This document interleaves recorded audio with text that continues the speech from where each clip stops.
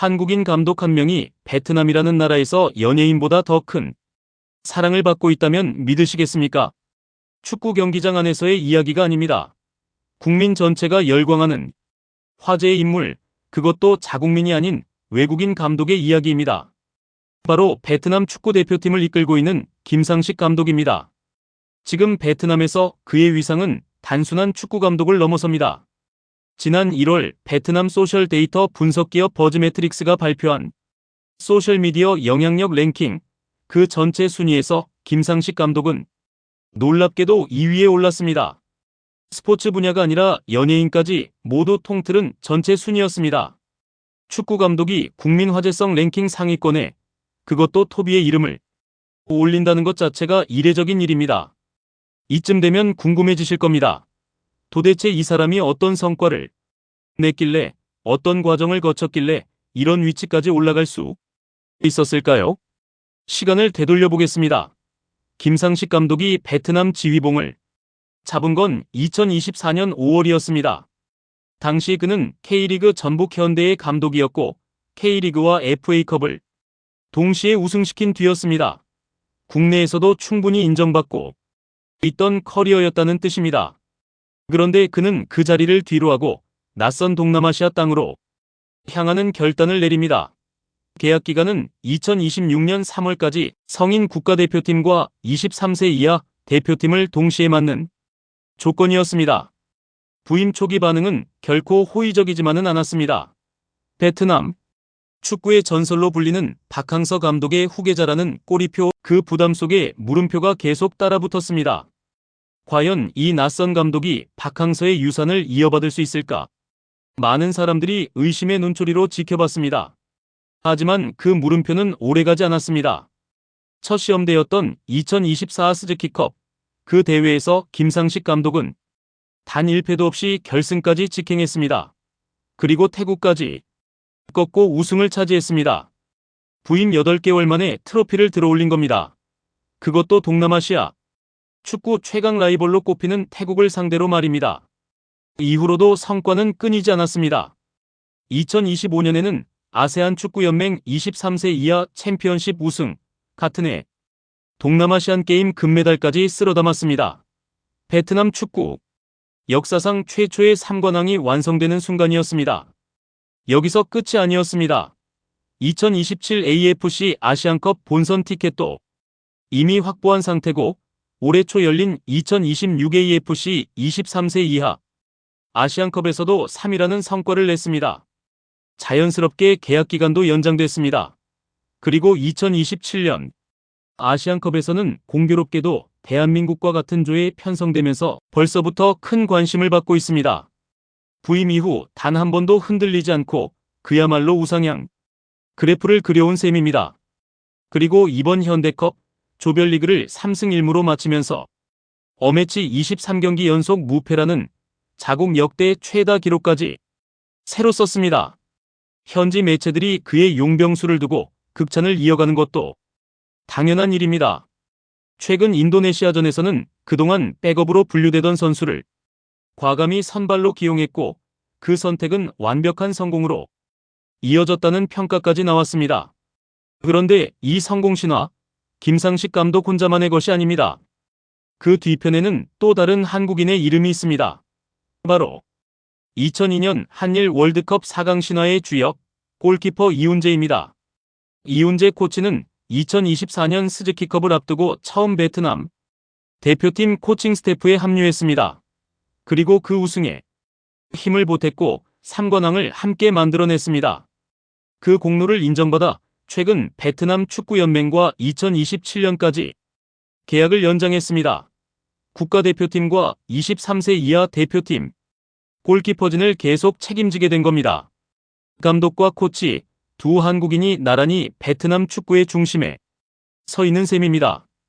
그리고 지금 이 두 사람이 함께 써내려가고 있는 이야기가 새로운 국면을 맞이하고 있습니다. 베트남 역사상 최초로 2연속 우승을 향한 도전, 그 도전이 이제 4강전이라는 중요한 관문 앞에 섰습니다. 상대는 다름 아닌 말레이시아입니다. 객관적인 전력, 최근 두 팀의 상황을 놓고 보면 베트남이 압도적으로 유리해 보이는 것도 사실입니다. 하지만 축구는, 특히 토너먼트 축구는 그렇게 단순하게 흘러가지 않습니다. 이 대진에는 숫자로는 설명되지 않는 아주 불편한 과거의 기록이 하나 숨어 있습니다. 그 이야기는 다음에 이어가겠습니다. 그 불편한 기록, 지금부터 하나씩 풀어보겠습니다. 이번 대회는 여러모로 특별합니다. 30주년을 맞으면서 기존 일본 기업의 이름이 빠지고 현대컵이라는 새로운 명칭으로 새 출발을 했습니다. 개최 시기도 바뀌었습니다. 기존의 12월이 아닌 7월로 옮겨지면서 피파가 직접 주관하는 정식 어매치 대회로 격상됐습니다. 이게 왜 중요하냐면 유럽에서 뛰는 선수들까지 차출할 수 있게 됐다는 뜻입니다. 대회의 무게감 자체가 완전히 달라진 겁니다. 베트남은 디펜딩 챔피언 자격으로 어조에 편성됐습니다. 인도네시아, 싱가포르, 캄보디아, 동티모르와 함께 조별리그를 치렀습니다.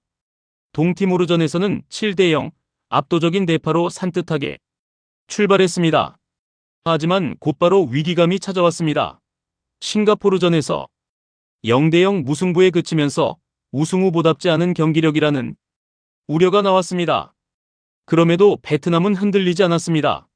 이후 인도네시아 원정에서 3대0 완파, 캄보디아전에서도 3대1 승리를 거두며 3승 1무, 조 1위로 4강에 올랐습니다. B조 상황은 조금 다르게 흘러갔습니다. 태국이 사전 전승으로 여유있게 1위를 차지했고 말레이시아는 3승 1패로 조 2위를 차지하며 4년 만에 준결승 무대를 밟았습니다. 그렇게 완성된 준결승 대진은 베트남과 말레이시아 그리고 태국과 싱가포르입니다. 여기서 흥미로운 지점이 하나 있습니다. 반대편 준결승 태국과 싱가포르의 경기는 이미 끝났습니다. 태국이 원정에서도 3대1로 승리를 거뒀습니다. 만약 베트남이 결승에 진출한다면 동남아 최강 라이벌인 태국과의 진짜 라이벌전이 다시 성사될 수 있다는 뜻입니다. 하지만 그 전에 눈앞의 관문부터 넘어야 합니다. 이번 대회부터 준결승과 결승전은 모두 홈앤어웨이 방식으로 치러집니다.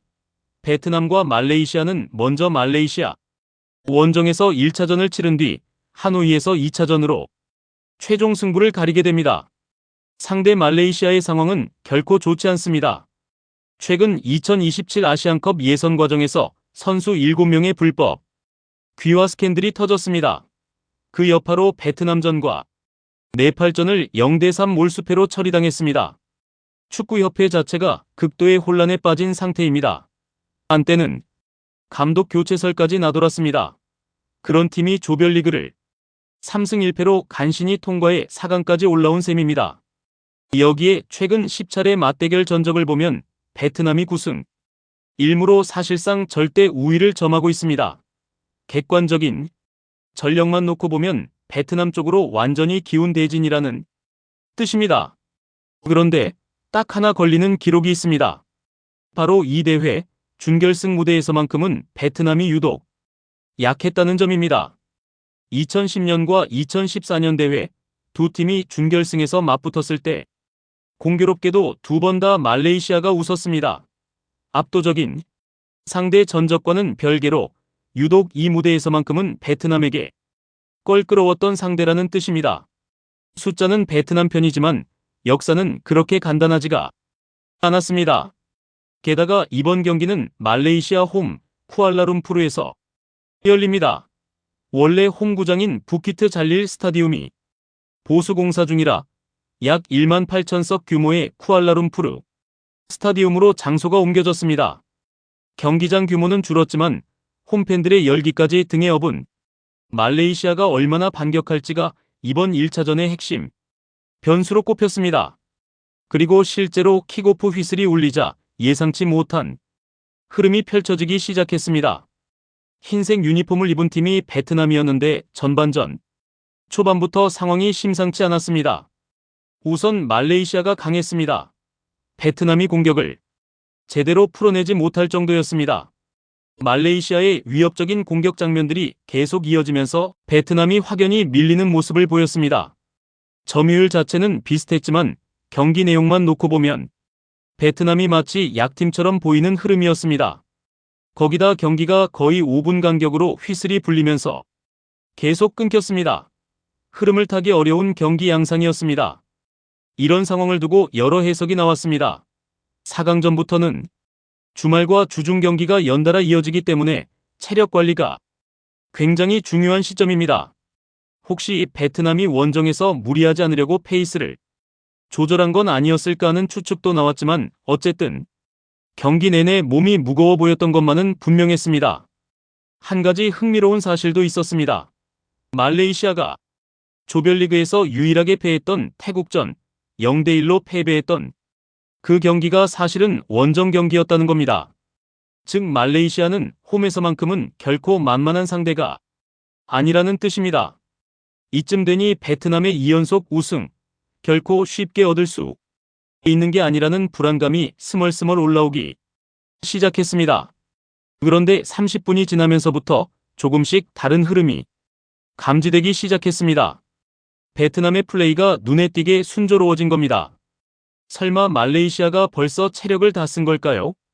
바로 그 지점에서 경기의 흐름을 완전히 뒤바꾸는 장면이 준비되고 있었습니다. 그 이야기는 다음에 이어가겠습니다. 전반 40분이 지나면서 경기장의 공기가 조금씩 바뀌기 시작했습니다. 그토록 힘겨워 보이던 베트남의 움직임이 눈에 띄게 살아났습니다. 패스가 이어지고 공격 전개의 속도가 붙기 시작했습니다. 그리고 베트남의 에이스 딘박의 강력한 슈팅이 터졌습니다. 이어서 날카로운 역습 장면도 나왔습니다. 득점으로 이어질 만한 결정적인 찬스들이었습니다. 하지만 공은 골문을 살짝 비켜갔습니다. 아쉬운 장면들이 이어졌지만 그 흐름 자체가 이미 중요한 신호였습니다. 전반 초반 밀리던 베트남이 아니었습니다. 확실히 기세가 올라오고 있었습니다. 그리고 그 상승세는 아무도 예상하지 못한 순간에 결실을 맺습니다. 전반 종료 직전 추가 시간에 접어든 시점이었습니다. 바로 그때 베트남의 완벽한 플레이가 나오면서 선제골이 터집니다. 오른쪽 박스 안으로 크로스가 날아들었습니다. 베트남 선수가 그 공을 부드러운 터치로 소유했습니다. 우연이 아니었습니다. 침착하게 공을 컨트롤한 뒤 곧바로 문전으로 다시 연결되는 크로스, 그 크로스가 완벽하게 올라갔습니다. 그리고 베트남의 스트라이커, 브라질 출신 귀화 선수가 등장합니다. 마치 자신의 몸을 미사일처럼 던지듯 훌쩍 뛰어 올랐습니다. 그리고 정확한 헤딩 슛이 그대로 골문 구석으로 빨려 들어갔습니다. 퀄리티가 그야말로 환상적이었습니다. 타이밍, 점프, 헤딩의 정확도까지 무엇 하나 흠잡을 데 없는 마무리였습니다. 경기장이 순간 술렁였습니다. 곧바로 VAR 판독이 시작됐습니다. 오프사이드 여부를 확인하는데 시간이 걸렸습니다. 베트남 벤치도 선수들도 초조하게 결과를 기다렸습니다. 그리고 마침내 최종골로 인정된다는 판정이 나왔습니다. 전반전이 그렇게 1대0 베트남의 리드로 마무리됐습니다. 전반 내내 밀리던 팀이 마지막 순간에 웃을 수 있었던 겁니다. 축구에서 흐름이라는 게 얼마나 얄궂은지를 보여주는 장면이었습니다. 하지만 이야기는 여기서 끝나지 않았습니다. 후반전이 시작되자 다시 말레이시아가 경기를 주도하기 시작했습니다. 전반전과 비슷한 양상이었습니다. 여전히 말레이시아가 더 우위에 있는 흐름이었습니다. 그리고 후반 중반 경기장을 얼어붙게 만드는 순간이 찾아옵니다. 베트남 골키퍼가 퇴장 판정을 받는 사태가 벌어진 겁니다. 상황이 벌어졌을 때 정말 심각해 보였습니다. 액션이 워낙 컸기 때문에 현장에 있던 사람들 모두 진짜 레드카드가 나올 거라고 생각할 정도였습니다. 베트남 벤치는 물론이고 팬들 사이에서도 술렁임이 커졌습니다. 10명으로 경기를 마쳐야 하는 최악의 시나리오가 현실이 되는 듯 했습니다. 그런데 여기서 반전이 일어납니다. 느린 화면으로 다시 확인해보니 골키퍼는 말레이시아 선수를 실제로 터치하지 않았던 겁니다. 접촉 자체가 없었습니다. 온필드 리뷰, 즉 주심이 직접 화면을 다시 확인하는 절차를 거쳤습니다. 그리고 그 결과 퇴장 판정은 다시 취소가 됐습니다. 베트남 입장에서는 정말 가슴을 쓸어내리는 순간이었습니다. 만약 그대로 퇴장이 확정됐다면 후반전 흐름 자체가 완전히 달라졌을 수도 있었습니다. 이 장면 하나만 놓고 봐도 이번 대회에 도입된 VAR 시스템이 경기 결과에 얼마나 큰 영향을 미치고 있는지를 보여줍니다. 전반전 골 판정도 후반전 퇴장 판정도 모두 VAR을 거치고 나서야 최종 결론이 났습니다. 11명을 그대로 유지한 베트남, 위기를 넘긴 뒤 다시 안정을 찾아갑니다. 여기서 짚고 넘어갈 부분이 있습니다. 베트남은 원래부터 수비가 굉장히 강력한 팀입니다. 이번 대회 5경기에서 14골을 넣는 동안 실점은 단 1골에 불과했습니다. 압도적인 수비 안정감입니다. 선수층도 두텁습니다. 그렇기 때문에 리드를 잡은 상황에서는 그 리드를 지켜낼 확률이 훨씬 높아지는 팀이라는 뜻입니다. 그리고 그 예상은 정확히 들어맞았습니다. 후반 85분 결정적인 장면이 또 한 번 나옵니다. 베트남이 박스안에서 날카로운 패스플레이로 위협을 만들어냈습니다. 말레이시아 수비진이 다급하게 공을 걷어내려 했습니다. 그런데 그 클리어링이 오히려 절묘하게 자기 팀 골문으로 빨려 들어가 버립니다. 자책골이었습니다. 의도치 않은 실수였지만 결과는 냉정했습니다. 스코어는 2대0, 베트남이 2골 차로 앞서 나가게 됩니다. 이 시점에서 사실상 경기의 승부는 기울었다고 봐도 무방했습니다. 2차전을 앞두고 베트남이 훨씬 유리한 고지를 선점하게 된 겁니다. 이후 베트남은 남은 시간 동안 흔들리지 않았습니다. 끝까지 실점 없이 안정적으로 경기를 마무리했습니다. 그렇게 1차전은 베트남의 2대0 완승으로 끝이 났습니다. 전반 초반 그토록 밀리던 팀이 마지막에는 완벽한 스코어를 만들어낸 겁니다. 이제 남은 건 2차전 수요일 밤 하노이에서 열리는 안방 승부입니다. 과연 김상식 감독은 이 흐름을 그대로 이어가 베트남 역사상 최초의 2연속 우승이라는 새 역사를 써낼 수 있을까요? 그 답은 곧 확인할 수 있습니다. 2대0, 스코어보드에 찍힌 숫자는 명확했습니다. 하지만 이 숫자 하나로는 설명되지 않는 것들이 있습니다. 전반 내내 밀리다가 추가 시간에 터진 선제골, 억울하게 나올 뻔했던 퇴장, 그리고 상대의 자책골로 완성된 두 번째 골. 이 세 장면을 하나씩 떼어놓고 보면 어딘가 석연치 않은 구석이 있는 것도 사실입니다. 그래서 자연스럽게 이런 질문이 나옵니다. 이번 승리는 정말 베트남의 실력이었을까요? 아니면 또 한 번 운이 따라준 것일까요? 앞서 짚었던 기록을 다시 떠올려 보겠습니다. 최근 10차례 맞대결에서 9승 1무, 전력상 압도적인 우위를 점하고 있는 베트남입니다. 그런데도 유독 이 대회 준결승에서만큼은 2010년과 2014년 두 차례 모두 말레이시아에게 무릎을 꿇었던 전례가 있습니다. 그 불길한 역사를 이번에는 넘어섰습니다. 전반전 내내 완전히 밀리는 경기를 하고도 결국 승리를 가져간 겁니다.